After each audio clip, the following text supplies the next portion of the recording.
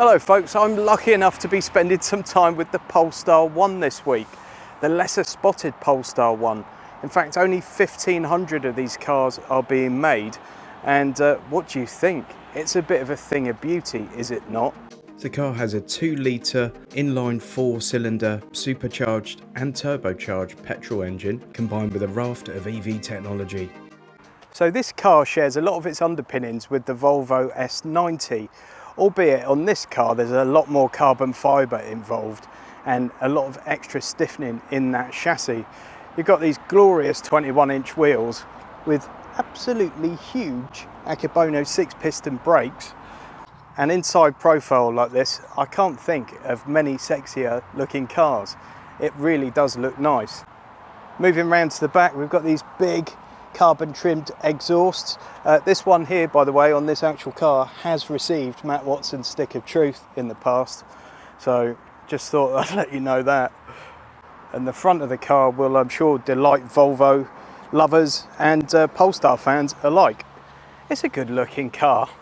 So inside the cabin, we've got these big frameless doors that have a very satisfying thunk. All the materials are absolutely top drawer in terms of quality. Very nice, all really good quality plastics. There is a little tray here with the USB socket for your phone, but unfortunately it's not big enough to actually fit your phone in whilst plugged in, and no wireless charging, which is a bit disappointing on a car of this price. We'll come on to that price soon. Funky little start stop thing here, and a very Volvo little glass gear selector. Nice big screen, but the infotainment system does seem a little dated now. When this Volvo system first came out, it seemed very, very good, but it's now starting to show its age. Luckily, you've got Apple CarPlay and Android Auto, but they do only display on quite a small part of the screen. Very, very special steering wheel, really nice quality leather, just the right number of controls at your fingertips.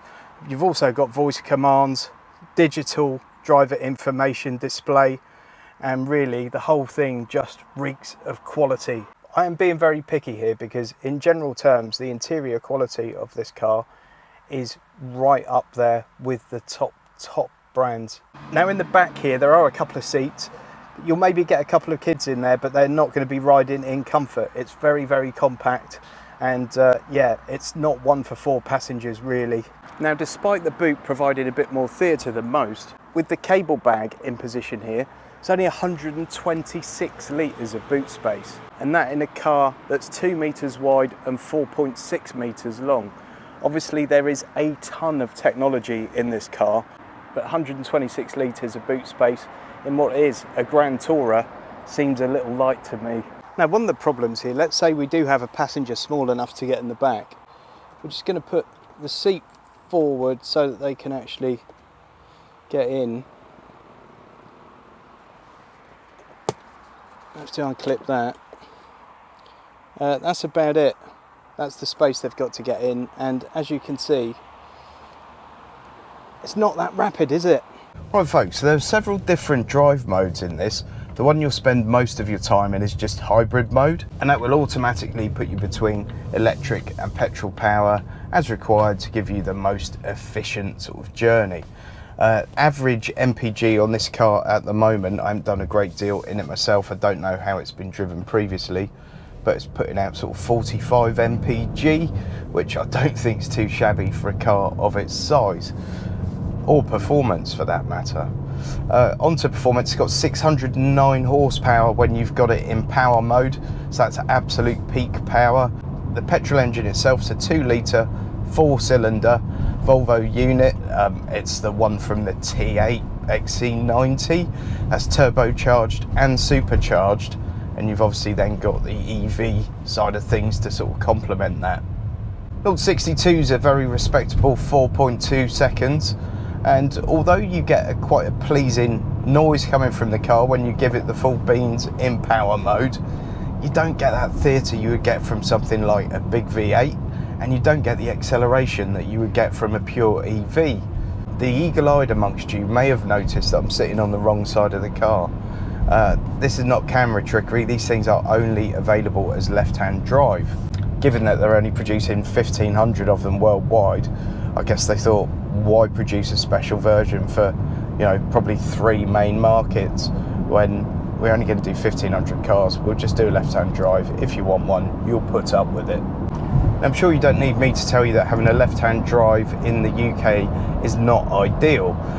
If you want to get a drive through Starbucks, for example, you're on the wrong side of the car. But perhaps you shouldn't be quite so lazy, and you should go and park and go in and buy your coffee. Aside from that, this car's over 2 meters wide, and because you're sat quite low down, it is a GT, you are really quite unaware where that front right corner is on the car, and that's a little bit of an issue. It does take quite a lot of getting used to, and I don't think you could drive it with as much confidence as you would if it were right-hand drive. And you should have quite a lot of confidence when you drive any kind of performance car, but certainly one that's the size that this one is. Something this car has in bucket loads is torque. 1,000 Newton meters of torque is not to be sniffed at. And when you want to just go from 50 to 70, you can do so in the blink of an eye. It's so quick and so effortless. And when you don't want to do that, you just want to poodle around town in it, it's a very, very pleasant thing to drive.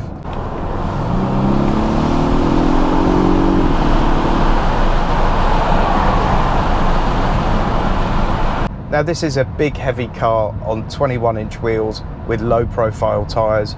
Obviously it's got a hard ride, but it's not as hard as you might first expect it might be. You could imagine doing what this car is essentially designed for, any Grand Tour is designed for, sort of a long European road trip or something in it, and coming out of it without the need to immediately visit a chiropractor, for example. It's not painful in any way, and it's generally quite pleasant to drive. I think the handling's good for a car of its size and weight. It's not exceptional, but it's good. The main problem for me is nothing to do with the driving dynamics or the driving experience, really. It's just that it's just a compromise too many here. Given the price tag, which is £139,000, yep, 139 grand, that gets you sort of approaching Aston Martin territory. That gets you any manner of Porsche you can think of, and what you might think are some of its closest rivals, things like an 8 Series BMW, for example, are tens of thousands of pounds cheaper. For this kind of money, you can get a car that's quicker, you can get a car that's got a bit more space, you can get a car that feels a bit more special, and you can get a car with a prestige badge on the front, which is important to a lot of people. Let's not pretend it's not. What this car does have, and it's got it in spades, is a, what's that? It's different, it's unique. I was going to say you'd be the only one at the golf club with one, but you won't get your golf clubs into the car, so you probably wouldn't be taking it there. But if you own a Polestar 1, you own something that not too many people on the face of the earth do. Only 1,500 of these were being made. Production comes to an end this year, and as a piece of design, it's an absolute work of art. So I think these will be extremely popular with car collectors. I think in years to come, they could be worth quite a lot of money. When you think about it, for the money that this costs, you could buy yourself that performance version of the Polestar 2 and something like a Porsche Cayman GTS. For the same money, you could have both those. So let's go over the pros and cons for this car a second. So pros, the build quality. Straight away, the build quality is phenomenal. The build quality is as good as any car I've ever sat in, and I don't say that lightly. The design, as a piece of design, this thing is absolutely gorgeous. Yes, it looks a bit like a Volvo, because guess what? It is a bit like a Volvo, but it's probably the best looking Volvo that's ever been produced, although it's a Polestar, not a Volvo. The performance is exceptional. It's got tons of torque. It's got that great combination of petrol and EV power. And the other great thing is it's unique. You don't see many of these at all. This is the only one I've ever seen in the flesh, and I'm sat in it, okay? And there's something to be said for that. And as for the cons, there's only one. It's the price. Every other con you can come up with, you sort of feed it back into the price. You can think, well, there are quicker cars available for that price. There are roomier cars available for that price. There are smaller cars with more room for that price. There are more familiar premium brand cars available for that price. Everything comes back to price, and to me that's the only thing that lets the car down really, is that price tag. 139 grand is just a lot of money, a lot of money. If this car were 80 grand, I think I'd be absolutely singing its praises. But 139,000, oh, just to add to the confusion, at 139 grand, it might not be a bad investment. Who knows what's going to happen with these in years to come. Unfortunately, the elephant in the room with this car is always going to be that £139,000 price tag. It's just competing with too many outstanding vehicles at that price point.